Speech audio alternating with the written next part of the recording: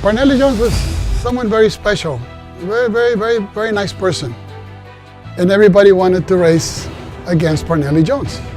I mean, for you to be in the same race with him, it was an honor. I was, not a good off-road racer in my opinion, and looking at myself because I was too aggressive.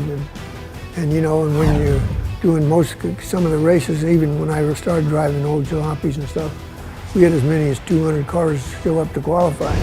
And you had to pinch scrap for every ounce, of position you could get.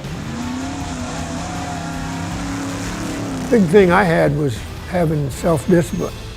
And Strop was good for me because he would, beat me on the leg and slow down. He says, there's coyotes out here and snakes, and we don't want to spend the night out here. So that encouraged me to back off a bit. So. He built a special car for Baja.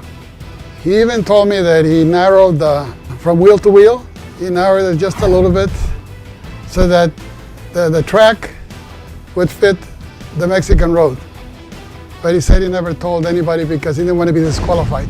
But I can tell you now because he's not racing anymore. Sorry, Parneli.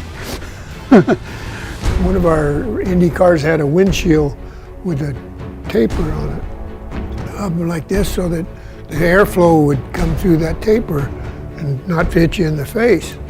So I thought that's a great idea. So on the front of the Bronco, I built a scoop on it so it could take the air up over your head. And because it was one of the first unique cars, it stood out because it had the wing on it. The kids go crazy over it, and not many off-road cars just stand out like that car has. But it's nice to have it in the museum as well. Parneli Jones one time described the Baja 1000 as an all-day airplane crash.